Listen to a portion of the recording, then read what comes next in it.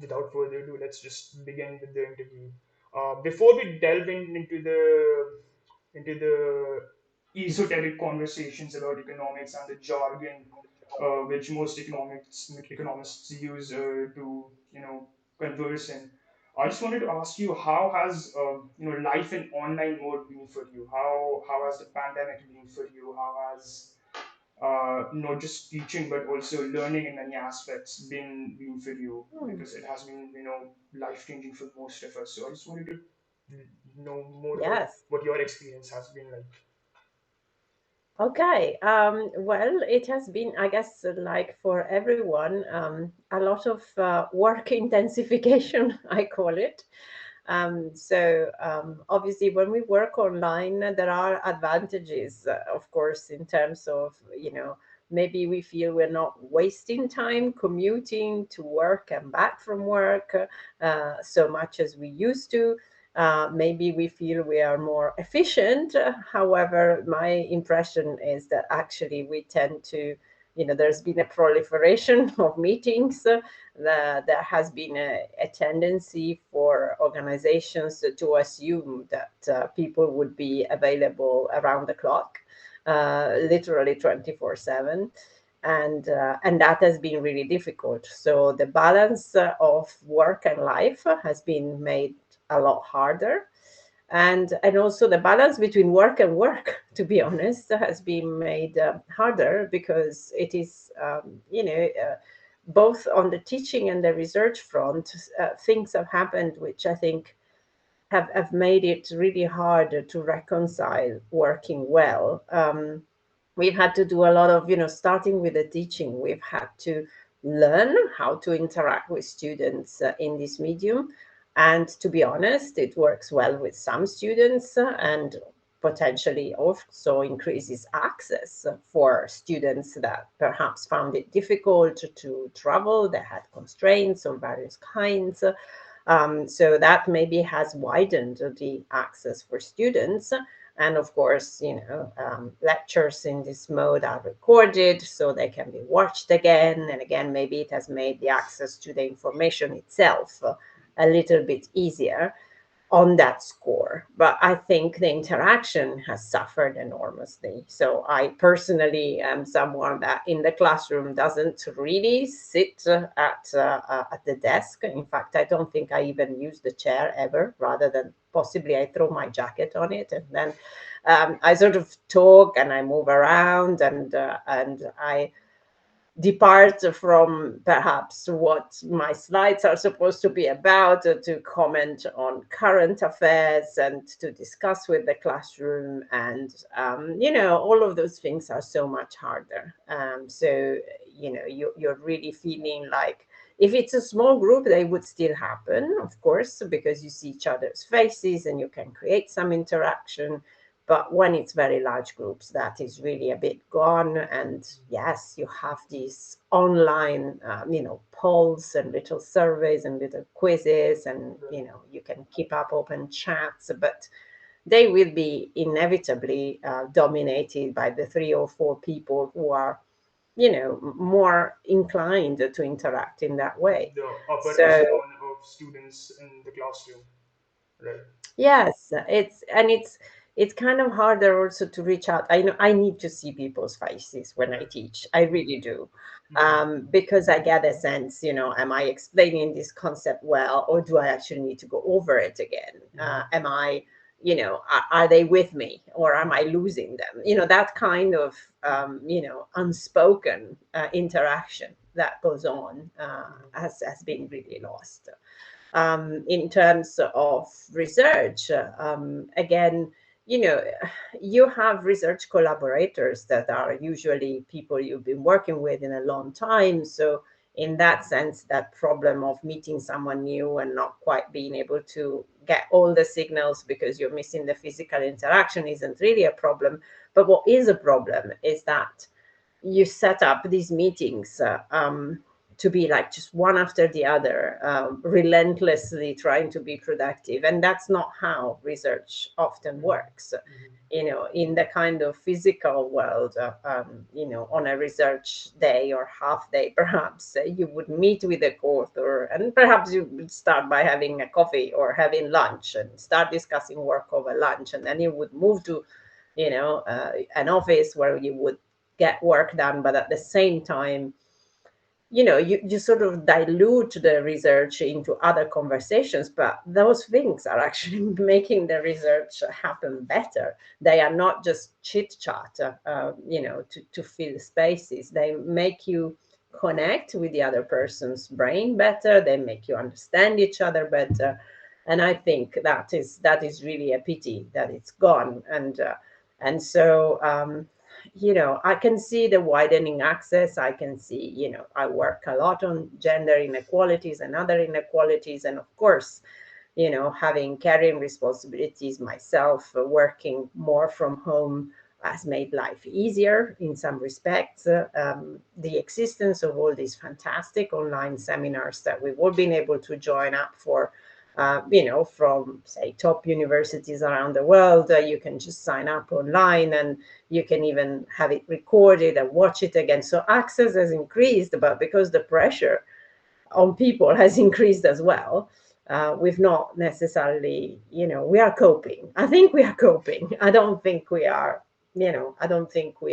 enjoying this at I all. believe that all the people, across all the spectrums are coping with this new form of life, and life in online mode has been extremely. Uh, I don't know if it's tough, but surely it's something that we need to get used to. But It's a more on steep the learning curve. Yes. but more on the teaching front, you said that access has widened. Uh, that's actually not the case in India, because India has people from all walks of life, and there are students who are, hailing from rural areas, who might not have that sort of access to the internet, or they might not have the necessary technology that is required for online teaching. So this Yeah. is something that truly is, has in many ways improved lives significantly and exponentially, but at the same Yeah. time, it has devastated a lot of lives in that equal magnitude. Uh, and as for the foreseeable future, I believe this is how life is going to be like. Uh, while I was going through your CV, ma'am, I did take a look at your areas of interests, and one of your areas of interests is behavioral economics. Yeah. Now, as a student of economics myself, I'm an undergraduate student in my second year, Yeah. and behavioral economics is not something that we are acquainted with. It's not something that was taught to us in school. It's not something that has Okay. been taught to us in universities, and it's not a part of a curriculum. So, would it be possible for you to shed some more light on what behavioral economics is, and how it Mhm. translates into you know everyday economics, and how what significance does it hold in today's world? Okay. Behavioral economics is really, I mean, it's not that new in a way. There's been a good 30 or 40 years of a lot of research in economics that has benefited from psychological insights into decision making, and from what psychology has been working on. As the kind of the Nobel Prize to Daniel Kahneman for behavioral economics, it was actually a Nobel Prize given to a psychologist Mm, in economics. So, and that came as Nobel Prizes are always kind of backward looking, and recognizing past contributions. Same thing with Richard Taylor. mm, It's a recognition of work that has happened for a long time now. And it has been all about, questioning the extent to which standard rational action based neoclassical models of decision making really help us understand the world around us, and where they don't help us, what else can we infer from those kind of departures, if you wish, from rationality that we observe. And of course, the psychologists study decision making as much as economists do, and they've been very interested in all these departures from, a model of us thinking a little bit like, I guess like a machine, thinking about ourselves as people who know our preferences really well, are able to be calculating consequences of different paths that we might take in a decision, are able to therefore optimize in some sense, knowing our own constraints, knowing our own preferences, figuring out what might happen in the future along alternative paths. That's kind of how economists have been thinking about decision making a lot during the last century or so. Interestingly, not to begin with, one of the courses I teach is history of economic thought, and of course Adam Smith had a lot of behavioral assumptions that we are now bringing back into models of decision making, quite inbuilt, both in terms of consideration of others, but not just consideration of others, also in terms of some kind of systematic departures from rationality. And there's always been a streak of, economic theorizing. Think of Herbert Simon in the 1950s about this kind of cognitive limitations. Can we really calculate all these, foreseeable paths that stem from a decision? Are we really able to calculate that much? And what do we do when we know actually intuitively that we cannot calculate? What do we apply? This kind of fast rules. What Herbert Simon used to call heuristics, and psychologists call heuristics very much, and that's come back into behavioral economics as kind of this kind of fast and semi-reliable ways we have of making decisions. So in a complex world, because ultimately we make zillions of decisions every day, and we have limited, that's a scarce resource, our both our cognitive ability, but also just the energy that we need to put into decision making. So we automatically like to relegate as many as possible to some rules that will help us, and just sort of keep our cognitive effort for the more complex things that require more concentration.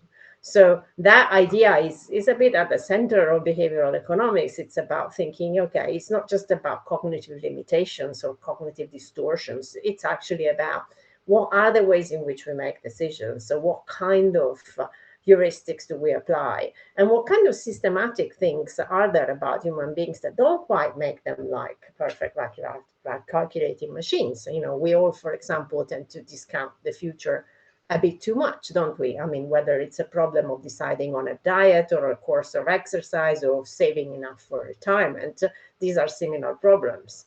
We tend to do what we technically call hyperbolic discounting, discount the future a bit too heavy compared to the present.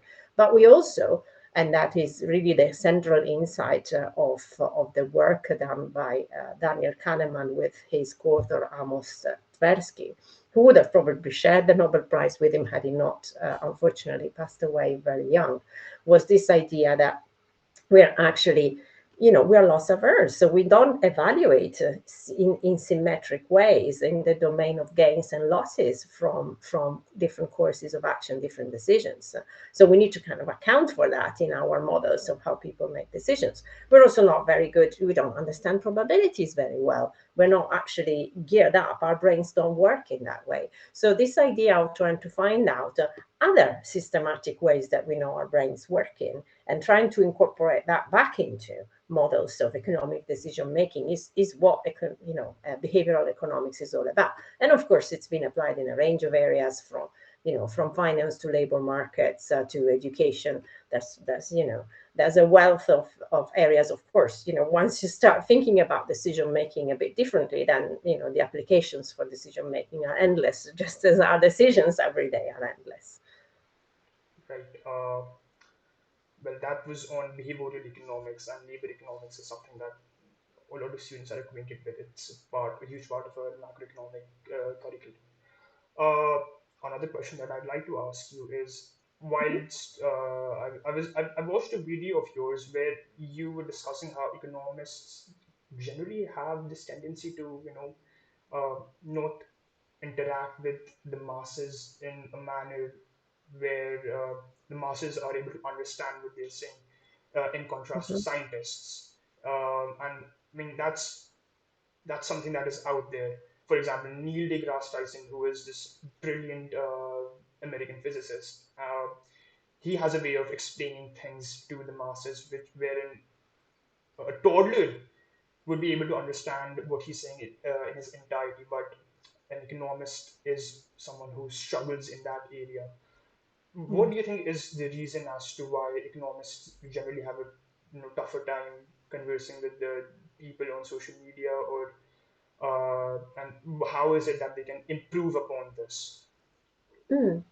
So, so this is actually, there's research on how economists communicate is something that I became involved with a few years back, and yes, there is a recognition that actually the perception of what economics is about in the general public is very different to what economics and economics research is about. So clearly, that there is a communication gap there, and there needs to be more effort on the part of economists in understanding how to bridge that gap. I myself am getting involved in teaching a course in communicating economics this year, in the fall, and actually, the idea is very much that, if you look at the way in which, for example, economists communicate in social media compared to scientists, it isn't really about how difficult the content is that we have to communicate. It can be. Um, it's rather about the type of language we use, the type of attitudes we have, and the fact that we've not really done that until quite recently. So, yes, there are some really famous economists writing in the papers and communicating with the public all the time. However, as you correctly said, many of them communicate at a very technical level still, and quite a few have only really done this communication to the general public in an accessible manner in the last couple of decades. Whereas if you look at the tradition in the sciences, this goes back much further. Perhaps, there's lots of reasons for that. There have been major cock-ups in communications of science to the public. Think about the debates around genetically modified foods, or the debates around climate change. And scientists have found themselves in need, really, to communicate with the public in a better way, to create support for the work that they're trying to do. It's also very expensive work compared to the work that social Right, scientists do. right. So, rightly, the public ask more questions of that, and have been asking more questions of that for a longer time. I think economists have become a category of interest really since the financial crisis. So, from the perspective of the general public, economists were just like a group of people who were possibly technical advisors of some kind or other to the private and the public sector. But there wasn't this much interest, not until the financial crisis. But at the financial crisis point, there was a real, what are economists doing? Why didn't they predict this stuff? What is it that they work on anyway? And, why is it that we don't know? Came to our door only about 15 years ago. Whereas I think scientists have had those questions asked at their door for a good half century now. Right. So there's a lag simply in learning to communicate with the public that partly accounts for what we're seeing. There is also, I mean, I have no way to prove this, but there is also a discussion around the fact that economists, perhaps because precisely that model we talked about earlier of thinking about human beings as kind of cold, rational, calculating machines, haven't really thought about engaging with the emotional part of how we make decisions, and also the decision to listen to people is based a lot on how emotionally we react to them. So, if you come to a discipline that attracts you, perhaps because it kind of strips all emotions out of the equation, then possibly you are a particular type of person already. So there may be a selection effect. But also, in any case, once you're in there and you think that emotions are not part of the equation as part of your day-to-day routine of doing research and thinking about your subject, then it becomes kind of hard, because communicating with people is, it turns out, mostly about emotions, and the emotions you put into the communication and the extent to which you understand and read back their signals is really quite key. So I think, yes, there may be a bit of both. Maybe we are kind of behind, we are catching up, And maybe also the way we tend to think about human beings, or the way we've been instructed to think about human beings, is not that helpful to us as a model to interact successfully. Right? But also, do you think that this has something to do with economics as an area of discipline in general? Because most people, associate economics as, they call economics the dismal science, and perhaps it hasn't been as Mm, romanticized as other majors or other subjects, for example, physics. And again, economics is something that hasn't been taught to students, from an early age. It's something that is introduced mm. into the curriculum quite later on, when True. they're like just 2 years before they're going to graduate from high school. That's when they start Yeah, to yeah, study economics. Do you think that's something that adds to this fiasco where people don't possibly. learn? Right. Yeah, absolutely. I'm sure you're right. I mean, some of it is probably down to late exposure to the subject. But if you Mm-hmm. think about it, you don't really learn philosophy in primary school either. Mm-hmm. So yes and no. I think it's more. I think the kind of the whole dismal science discussion is more a symptom of the Mm-hmm. problem than a cause, in the Right. sense that once you don't know what's happening in a discipline very well, and a lot of the work that is done, for example, in the United Kingdom by the Discover Economics group, is about just trying to get to schools of what economists are really doing. And also this hashtag that was circulating in social media a couple of years ago was about what economists really do. There's a lot of effort in the last 5 or 6 years. There's been a lot of effort from within the profession in reaching out and saying, actually, this is what we do. Nobody really is understanding what we do, but it's kind of, again, it's a conversation with the public that in the meantime has come to believe that economists are seen by most people as essentially people who do banking and finance. Mm-hmm. And the reality is that this is actually possibly the minority group, even on a headcount basis in economics research. I think the majority of people are possibly micro and possibly applied people, rather than, this is kind of, I don't think that even numerically it stands up to scrutiny. However, again, it begs the question: why is it that we can't get the information out there about what we actually do? And we have to take responsibility for it as a professional group. Right. Right. Uh, Another you know subject that you have, or area of interest that you have taken part in, is sex markets. Uh, Hmm. well, uh, a market is something that we like. A market is a social structure in its purest form where transactions take place, and a sex Yeah. market is nothing different. It's someone who exchanges their labor for some money or any other commodity. But there are certain social implications attached to this sex market, which makes it sort of like a taboo, and in a fairly conservative country like India, sex markets are still not, seen as professional work, and they might not be seen as professional work for the foreseeable future. What is your take on that? And do you think that regulating the sex market is something that should be done, or is it something that should be left unregulated? Mm. So the transaction involving paid sex is one of those things that there's a whole branch of economics studying transactions that we find repugnant. Yeah. So Al Roth, which is another Nobel Prize in economics, talked about all those transactions in which we think there is something morally repulsive about the transaction taking place.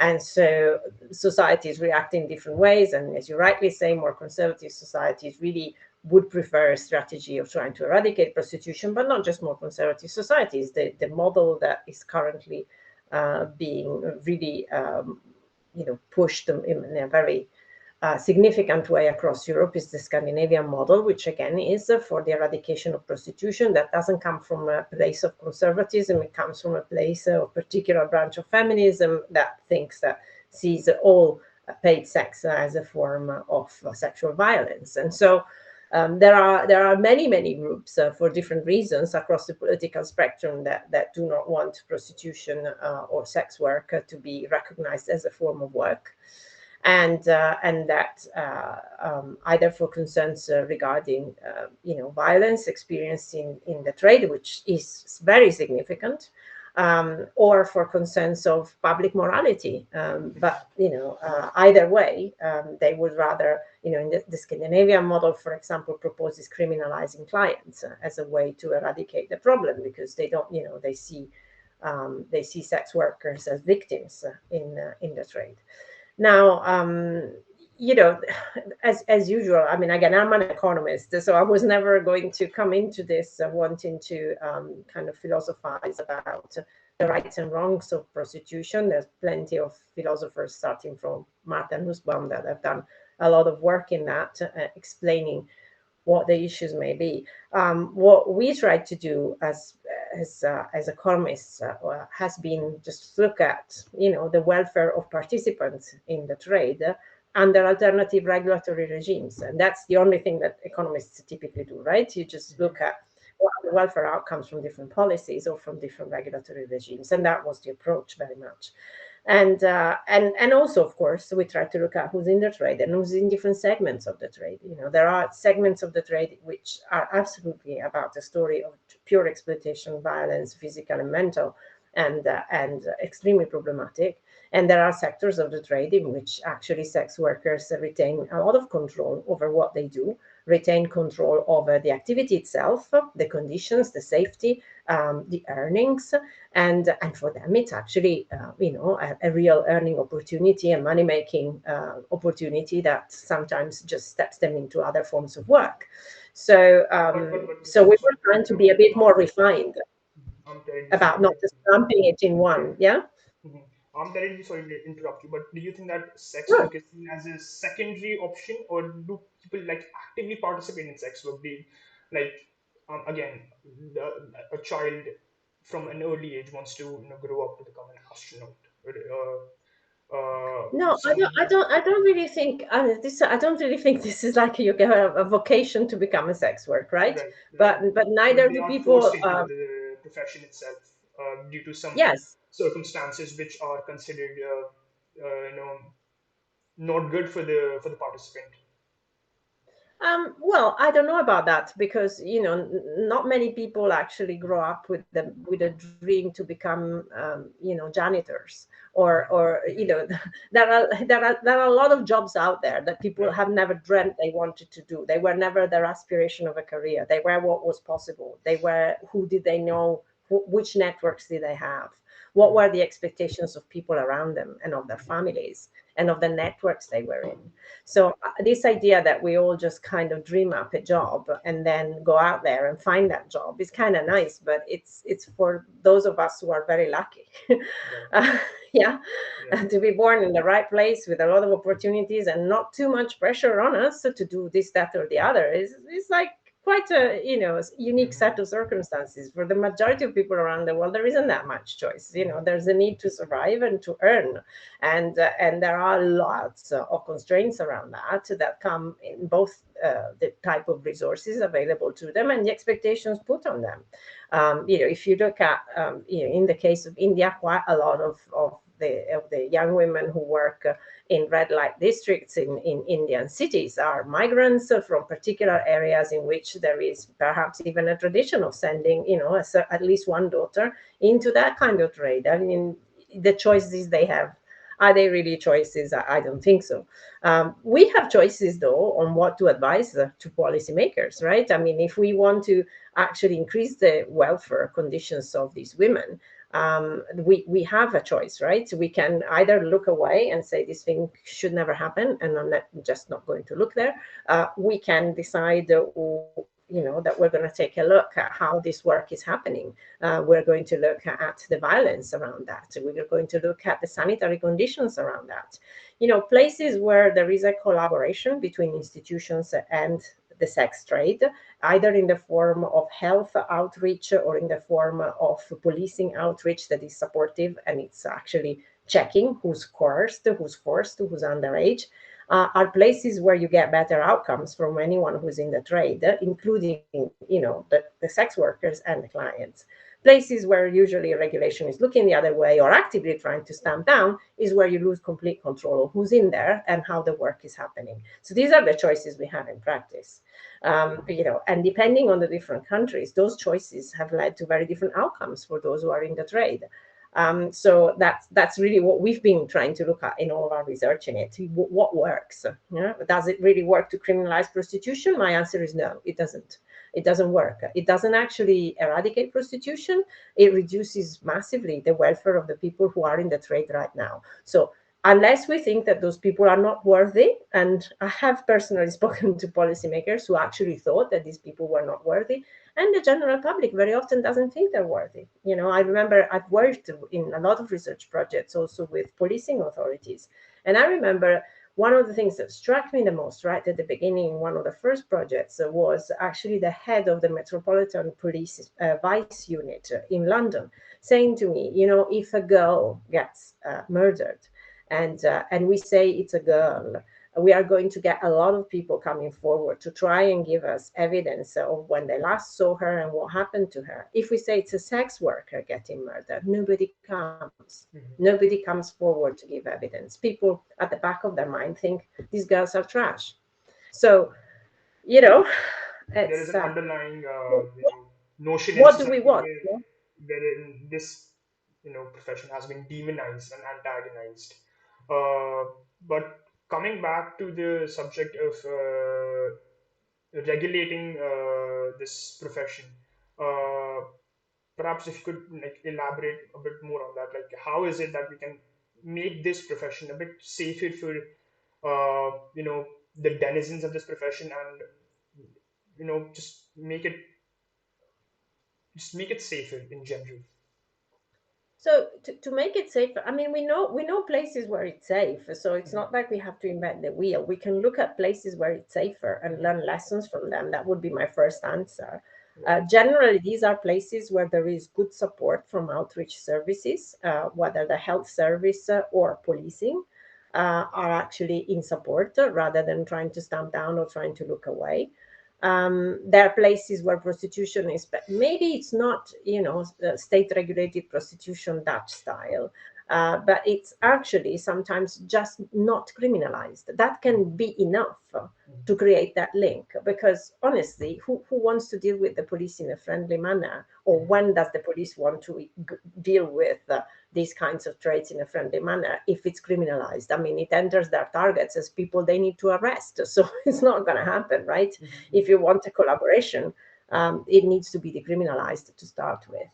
And that's pretty much the position that Amnesty International has taken on prostitution as well, that it should be decriminalized in the very first instance, so that it is possible for health services to reach out to them. Very often, health services which are provided by former sex workers themselves, and for services that support women in situations of violence, and not just women. Let's not ever forget, this idea that prostitution is a female occupation. It's not, right? Mhm. The demand is mostly male, but the supply isn't exclusively female. Right. And this is another thing, but again, these are things that need to be understood, accounted for, and alternatives need to be offered. It's kind of not enough to say to somebody, well, you can't do that because that's exploitative for you. I mean, they have to feed themselves. So what are we going to do in terms of offering alternative earnings opportunities is the other question. Mhm. Right. Uh, there are certain questions that I'd like to ask to you about feminist economics. So I was watching this one video of Jayati Ghosh. She's an Indian economist, and Yeah. this was on the YouTube channel New Economic Thinking. I'm Yes. blanking out on the name of the YouTube channel, and she had this really interesting take on the female labor supply. So she said that the female labor supply is the most humongous labor supply that can be mobilized, right? And there was also this one anecdote from Christopher Hitchens, whom I admire deeply, and he said that if you were given the opportunity to eradicate poverty once and for all. We need to start empowering women. And then he gave the example of Bangladesh and Bolivia and how these countries have, substantially improved on their economic fronts by empowering women, and how this is a lesson for all other countries. And what's your take on that? What do you think that how has female labor supply been in the past 50 or 40 years, and do you think it's an uphill this is an uphill battle, or do you think that this is something that you know So, I mean, female labor supply is, it's an interesting take on it in a sense because, women work. They've always worked. They work a right? lot. So the question is, are they paid or not? Is their Mhm. work recognized? Do they have an opportunity to get educated so that they can do higher skill work? And so, yes, the story of the last century has been one of more and more women entering formal labor supply and therefore having wages that we can actually look at and decide whether they are fair, and we can look at whether they are concentrated in some sectors or not. All of that is so. Women's work is something that we are now has been the biggest, in a sense. Area of change, if you're looking at labor markets, the biggest story. And it's the same as education. If you look at education worldwide, the biggest story is girls getting more educated in the last half century. So yes, we know that this is big, and we know that it's happening. We know that there's a lot of places where it's not happening enough, or whether or when it's happening, it's not paid in a fair manner. So we know that there are pay gaps. We know that there are participation gaps. We know that there is occupational segregation. It is, of course, the most in a sense, if you're going to look at inequalities, there's so many inequalities, but of course, the biggest inequality is one that regards half of mankind. So, on the idea that without making progress for women, you can still make progress towards equality or any developmental goal is simply foolish because the numbers are there to tell you that that's not so. I think for women to be able to work and earn, though, is not just for them to be able to be in labor markets, right? It's how those labor markets work to convert their effort and participation into earnings that they can control, and into decent pensions at the end of their working life, into decent entitlements when they have children. You've probably seen all this work that is coming out on the parental penalty or child penalty on women's and men's earnings. And whichever country you look at, even these super advanced countries, we always get to see as examples, the Scandinavian countries. I mean, even there, you have a massive gap. So if you compare similar women, and you have one having a child and the other one not having a child, you see that their earnings over their life after the child event, as we call them, their event studies, start differing, and the woman with children never really recovers the same earnings that she would have had she not had children. That doesn't happen to men. If you compare the career profiles of similar men with and without children, there's no impact on their work earnings. Now, that tells us a story about who's responsible for children, about how much time women who have children devote to them, to children, and to upbringing of the children and everything that goes around that. So this parenting penalty, until we eliminate that, we're not really going to have full equality in any other of the outcomes we want to consider. And it's not the only one we have, right? We have massive gaps. You mentioned violence earlier. We have massive gaps. We have gender violence. If we just had problems of violence, which we have, we would worry about that. But we know that there is a specific form of violence, which is gender violence, and it's pervasive. It's the world over. And again, it varies by country, and the efforts to stamp that down are also important.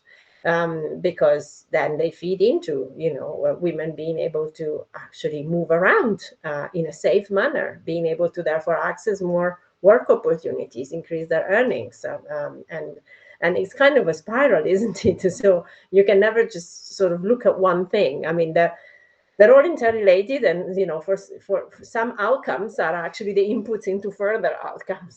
And so Mhm. but yes, gender equality is is about all of these things, and about having good policies for all of them. And without gender equality, you don't get development. No. That take of yours on how the earnings of women before she gave birth to a child and after she gave birth to a child are vastly different. It kind of takes me back to this one famous anecdote from George Bernard Shaw, who said that if I employ a house worker, I will be giving her money, and I'll be, she'll be in exchange for her labor. But if I do marry the house worker, Yes. I won't be giving her any money, but she still will be providing me with her Yes. labor value. So that's kind of like that tells a story. Uh, Another question that I'd like to ask you is, this might seem like a juvenile question, but there was some there you did do some research on how board games can improve economic thinking or something of that sort. There might be some uh, might be blanking out on the details, but how No. board games yeah, So are correlated to we didn't, economic. we used board games to teach economics, actually. Right, right. So we had a couple of years, 3 or 4 years, in which, with a couple of colleagues at the Hmm. University of Reading, who are also keen on board games and playing them, we tried to use Settlers of Catan. You probably know the game. To use trade and to teach trade and basics of economic exchange to students, which was actually quite successful. The students really liked it. It was, one of the ways to talking about what we were talking at the beginning, make economic concepts more intuitive and more appealing and more accessible. And I think it's in, the world of games is very interesting in terms of, these are kind of simulated realities in which we play a part, and we have to cooperate with others in some games so that the outcomes can happen, and the extent to which we are able to trade well with them, the resources we have. And that's actually what games like Settlers of Catan make you do. Gives you both your own, winnings and the winnings of the group that you belong to. So we use that to teach, really. We did sort of think about using it for research, but that never really went anywhere. Hmm. Right. Um, well, I believe that we're running with short in time. So the last thing that I'd like to ask you is on the subject of inflation. Now, this is something that I have as a personal question. It's not something that was, Okay. part of the questions that were prepared by my team and I. Uh, Inflation has been increasing, not just in India but all over the world. And our basic definition of inflation is when demand exceeds supply, right? And when prices rise up, and there has been Mhm. exactly that what is happening in most of the countries. Now, one of the reasons as to why this is happening is because of successful vaccination drives across all over the globe. People are getting vaccinated. They are fully vaccinated now. They are going out, and they do not have that sort of fear of contracting the virus. And that is one of the reasons why. And now that b- before that happened, people were locked inside their houses. They weren't exactly demanding goods and services from supply chains, and just not Mhm. participating actively in the economy. So do you think that the vaccine drive has been, sort of like a sheep and or sort of like a wolf in sheep herders clothing, or like, or could it have been more uniformly done? What's your take on that? Okay, so there's a lot in that question. Now, So parking the vaccines for a moment, because vaccination rates are very different across different countries. Right. Actually, that we have countries where less than 15% of the population has been vaccinated, countries where it's around 20%, and countries Mm-hmm. where it's like 80%, or Israel has vaccinated Vaccinated everybody. fully. Right. So there is a huge variation there across vaccination rates across countries, and we can discuss the reasons for that. But you seemed in your question to want to connect that to inflation and the inflation Right. we're seeing. Mm-hmm. Now, the inflation we're seeing in the system is the product of the uncertainty, yeah, that the pandemic has generated. Suppliers, partly, and partly the actual lockdowns. So we have a supply problem because we just didn't extract enough materials out of the earth, and part of that was because extraction activities themselves were stopped, but partly was because nobody knew what was going to happen. Uncertainty is one of the things that really damages the economy. It's a very different beast from risk. You can insure against risk. Uncertainty is something you can't do anything about. Nobody was ready for this pandemic, and nobody could foresee how long it would take to develop a vaccine. So in that empty void where we were all waiting for a vaccine, nobody would have said, okay, let's kind of keep up steel production to the level it was at 2 years ago, because everything's going to be fine and dandy. It was just not happening. And that was true of a lot of the key materials for construction, and then for further downstream, most of what we are finding difficult nowadays to just get orders in for, and these kind of waiting times that have exploded everywhere. So that inflation is coming more from that. I mean, the vaccines have been our way out of the pandemic. They are our way out of the pandemic, and the only one we have, which is why we possibly need a lot more cooperation across countries to make sure more people get vaccinated everywhere. These kind of questions about where's the bang for the buck in a third dose in Europe, when we actually need to get a first dose done in a lot of other countries. And of course, the question comes back to bite you all the time. This new variant that is coming out of South Africa. I mean, okay, Africa is the continent with the lowest rate of vaccination. And guess what? That's where the variants appear. Mm-hmm. Which shows you just that right from the beginning, the World Health Organization was correct in saying, actually, we need to put some money into funds to make sure everyone everywhere gets vaccinated, or this problem is never going to go away. And so this is, again, it's interesting for economists. It's a coordination problem, it's a cooperation problem, and it's actually a kind of, these are now international welfare trade-offs, right? Because it's the levels of decision making involved that are also interesting to analyze, because we would need global coordination, but then it's national governments that decide on actual vaccination programs inside their countries. I don't know whether I answered your question. I hope I have. I mean, more or less. And I believe that is about it. Thank you, Professor Okay. Giuste, for for being a part of this interview, and we are extremely, again, honored and delighted to have you take part in Thank this you. discourse. And Thank you very yes, much. And good thank you, luck with the rest of your program then. thank you so very much. Thank you so very much, ma'am. Thank you. Have a lovely day. The Bye. same to you, ma'am. Thank you.